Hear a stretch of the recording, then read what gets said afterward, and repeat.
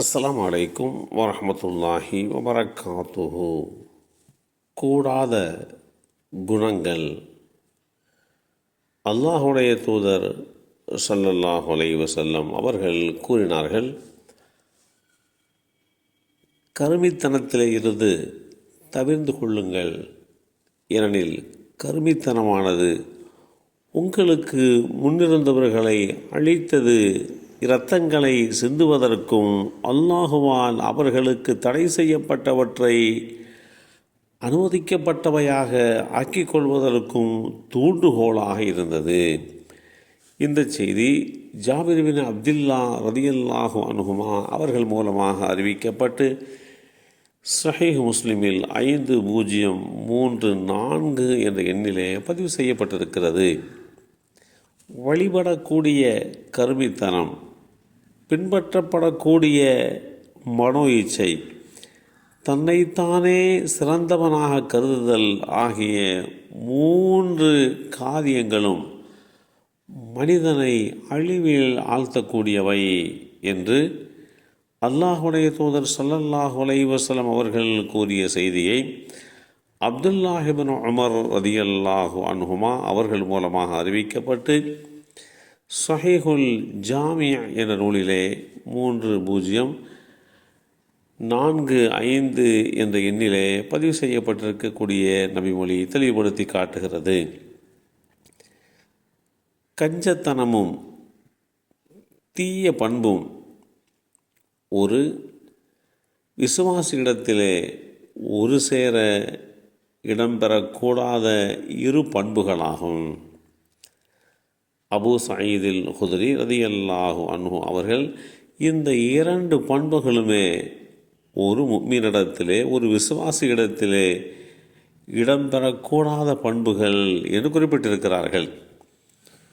ஒரு மனிதனிடமிருந்து வெளிப்படும் கஞ்சத்தனம், கருமித்தனம் என்பது பல்வேறு வகைகளாக இருக்கிறது.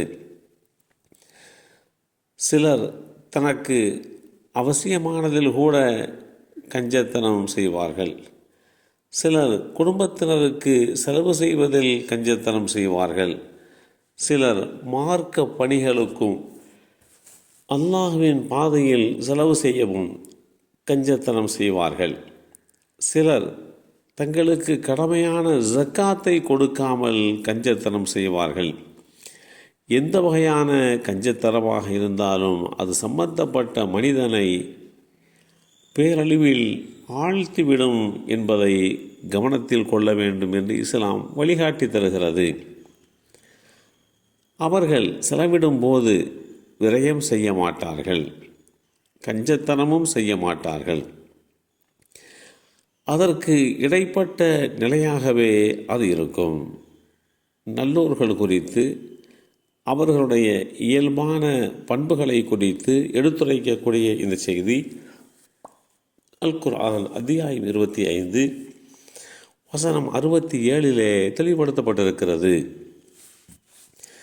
கஞ்சனை போல் எதுவும் வழங்காது உன் கையை கழுத்தில் கட்டப்பட்டதாக ஆக்கிக் கொள்ளாதீர். அன்றியும் அனைத்தையும் செலவழித்து உம்முடைய கையை ஒரே விரிப்பாக விரித்து விடாதீர். அதனால் நீர் நிந்திக்கப்பட்டவராகவும் கையில் எதுவுமில்லாது துக்கப்பட்டவராகவும்